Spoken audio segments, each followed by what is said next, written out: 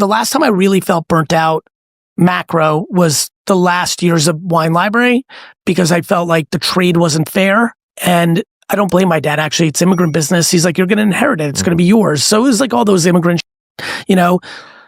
The other time I felt burnt out was with Wine Library TV. The last 50 episodes, I was like, I'm done with this. I've done this. It's 5 days a week, 5 years. I'm done. GaryVee put me on the map in a lot of ways for a lot of people. That's what I remember. You know, even now when the guys want to film me, I'm like so used to not being filmed. It feels weird. Whereas for the first year after GaryVee, it felt weird to not be filmed. There's that. So projects feel like burnt out, but I don't feel burnt out. I don't feel like soulless or sad. It sounds like though you feel burnt out when you've accomplished everything that you've set out for. Yeah, and I'll be honest with you, velocity. I really don't view it as burnt out. Sure. I view it as like ready to move on. Okay. I think words have gotten weird. Like I think a lot of people weaponize the word anxiety when they're inconvenienced. I think we've created words like imposter syndrome to make the word insecure or ick. People use the word ick. Yeah. So I really genuinely do not associate with burnout. I think there's been moments where I was done. Sure. To your point. Yeah. And but I don't like burnout to me seems like I define burnout as emotionally struggling. Yeah. I like how you break down what a word actually means. It reminds me of like Jordan Peterson, or it reminds me of like Alex Hormozy. If you know who that is, you had him on the podcast recently. He said that he doesn't like to use words like burnout because he prefers to use words in observable reality. Yeah. And that's what you did. You broke down burnout to be like, I consider it as sustained, displeasure with something for 100 days. I think that's interesting insight. I think words have been weaponized. Words have been... It's too ambiguous. It's subjective. But if you break it down into something that's observable, then it actually is relatable. Speaking of words, a popular one lately is quiet quitting. Yeah. Do you feel like this is a way for people to support a healthy boundary? Or is it something that people use as an excuse for just both not working hard? Yeah, both. Or just like cheating the system. Like people will cheat the system if they can, if they don't respect or like the system.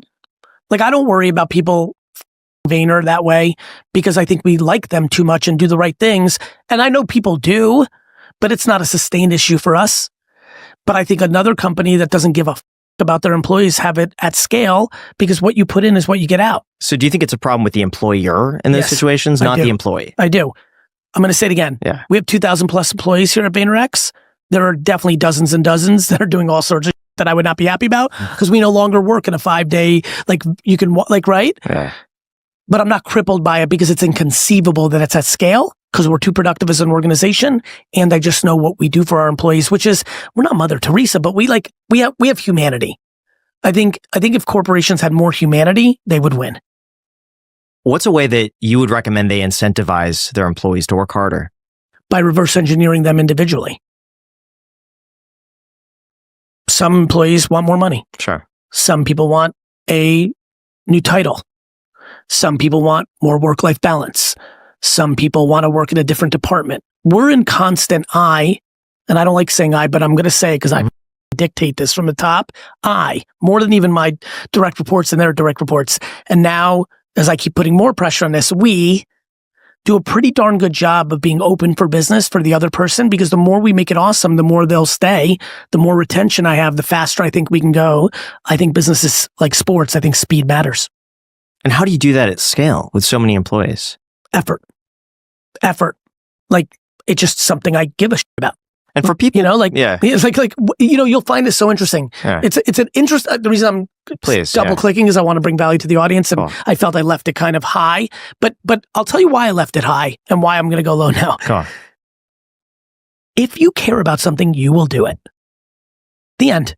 Like the actual answer to your question is effort. Sure. Underneath that, allocating time in my schedule for one-on-ones, using the people that have been here for a decade and deploying them on places I can't get to that I know needs humans. You know what I mean? Mm-hmm. Like it takes up my mind time.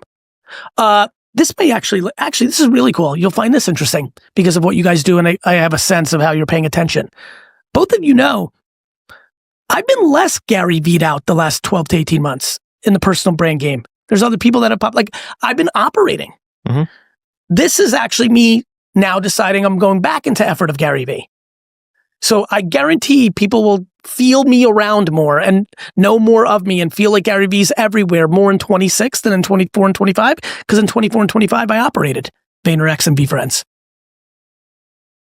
Effort. Yeah. What do you think about potential overexposure? Does that ever bother you in terms? It's not achievable. You don't think it's possible? Who's overexposed? I think it depends. I think if you have a story and you go on 30 podcasts, generally speaking, each performance of, each unique podcast will start to dwindle because the story gets redundant. People have heard it enough times.